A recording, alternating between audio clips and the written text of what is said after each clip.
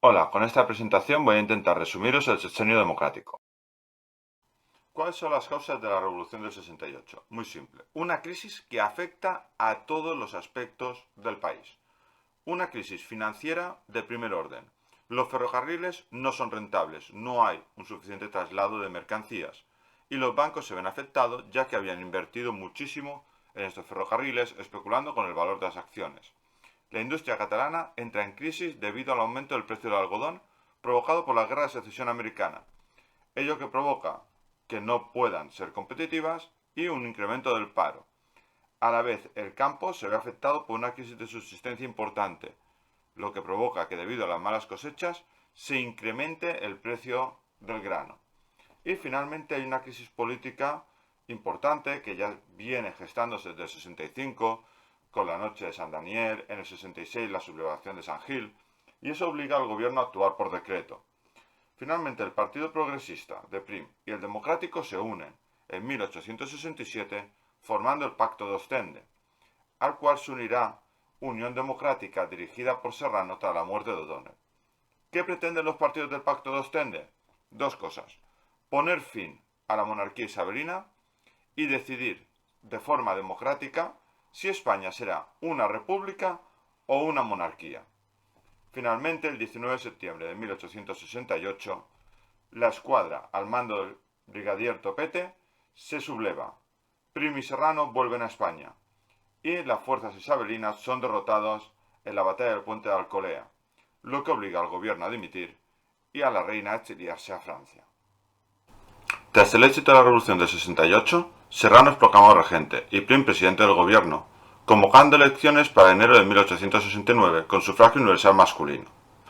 En estas elecciones triunfa la coalición del Pacto de Ostende, pero en las Cortes ya aparecen dos grupos minoritarios que crearán una fuerte oposición, que son los republicanos y los carlistas.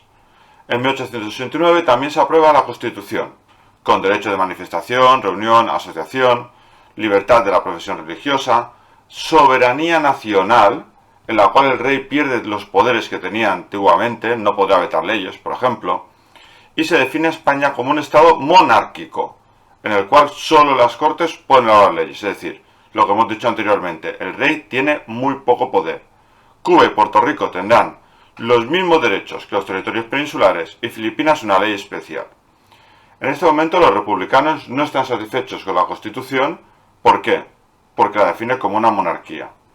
Es un periodo también de renovación económica, donde se defiende el librecambismo con la ley de bases arancelarias del 69, en las cuales se eliminan los aranceles proteccionistas, que provocarán protestas de los cerealícolas de Castilla y los industriales catalanes. Figuerola establece el impuesto sobre la renta personal, se introduce la peseta como moneda y se aprueba la ley de minas, que es una ley por la cual se produce una desamortización del subsuelo, que permite disminuir el déficit público y obtener ingresos para subvencionar a las compañías ferroviarias. Y además se ponen en explotación o se mejora la explotación de las minas españolas, como puede ser la de cobre de Río Tinto, la de mercurio de Almadén y el hierro de la zona norte de la península. Es un momento de conflictividad social, ya que tanto en Andalucía como en Extremadura se exigen repartos de tierra, las ciudades protestan por el aumento de los precios en las quintas y fracasarán algunas de las insurrecciones republicanas. Además, en España ya habían entrado el qué, las ideas socialistas y anarquistas de la Primera Internacional, gracias a qué, gracias a la libertad de prensa y asociación. El elegido como rey es Amadeo de Saboya, hijo de Víctor Manuel II, después de que algunos países europeos vetaran candidatos.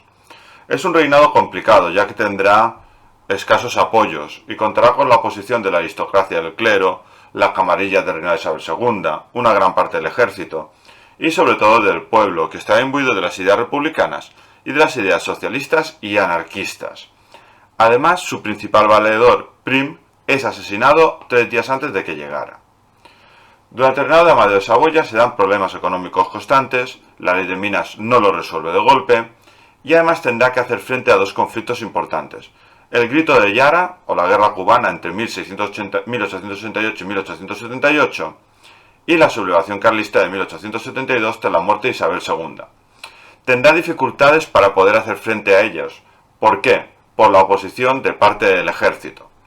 Finalmente, el 11 de febrero de 1873, Amadeo presenta la renuncia al trono, ya que hay una inestabilidad política muy importante. Durante su reinado hay 6 gobiernos y además se ha disuelto el Pacto de Ostende. El mismo día que presenta su renuncia, se proclamará la Primera República Española. El 11 de febrero, por tanto, se proclama la Primera República, siendo elegido presidente Estanislao Figueras. El gran problema de esta Primera República es que no tiene un apoyo real de las Cortes, ya que éstas únicamente buscan ganar tiempo para la restauración borbónica, y además ha de sufrir un aislamiento internacional, ya que solo es reconocido por Suiza de Estados Unidos, ya que en Europa hay miedo de que la República se vea como un régimen revolucionario. Sí que tendrá un cierto apoyo popular en Andalucía, en las ciudades, pero no hay que olvidar que los republicanos están divididos. Están divididos entre federalistas benevolentes, dirigidos por Pi Margall, que quiere una república de arriba abajo, los federalistas intransigentes, de Orenses, que quiere una república de abajo arriba, y los unitarios de Castelar. Todo esto hará que el gobierno de la república sea complicado. Se convocan unas elecciones y los republicanos federales obtienen la mayoría, proclamándose el 7 de junio del 73 la República Democrática Federal, siendo su primer presidente Estanislao Figueras. El gobierno de Estanislao Figueras es breve, del 11 de febrero al 10 de junio. Intenta suprimir las quintas y el impuesto de consumo, y se verá obligado a dimitir por la desorganización del ejército y la falta de recursos. Es sustituido por Pi Margall, que gobernará hasta el 18 de julio del 73.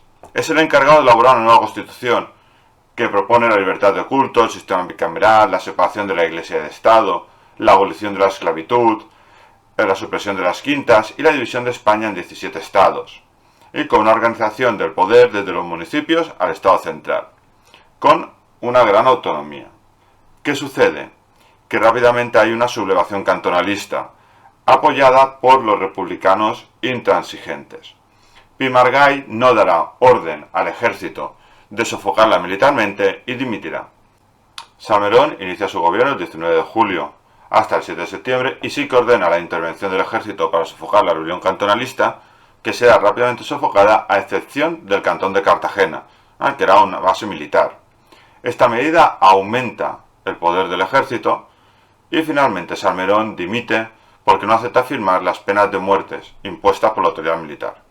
Es sucedido por Castelar, del 8 de septiembre al 3 de enero del 74, que intenta una política autoritaria, consiguiendo plenos poderes de las Cortes. Reorganiza el ejército, obtiene un crédito para la economía española y concede grandes poderes a los militares.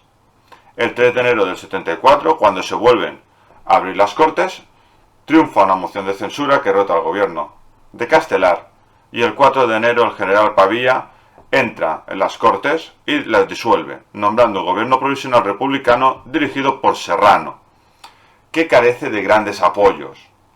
El 1 de diciembre, Alfonso XII publica el Manifiesto de Sandhurst, redactado por Cánovas, líder del Partido Moderado, en el cual se resume el programa como rey, definiéndose como un régimen conservador y católico y que pretende restablecer el orden político y social. Finalmente, el 29 de diciembre del 74, Arsenio Martínez proclama rey de España a Alfonso XII en Sagunto. Resumiendo, podemos decir que el sexenio democrático se inicia por unas causas políticas y económicas que provocan la revolución de 1868 con un pronunciamiento y que dan paso a un gobierno provisional donde se crea una nueva constitución, la Constitución del 69, que es monárquica, iniciándose entre 1871 y 1873 la monarquía de Amadeo de Saboya, con grandes problemas como la guerra carlista, la guerra en Cuba, oposiciones internas, tanto políticas como sociales, y que, debido a su renuncia, se proclamará la Primera República, con enfrentamientos internos dentro de los partidos republicanos, que no podrán solucionar los problemas de España, y que conducirán a la restauración borbónica con Alfonso XII.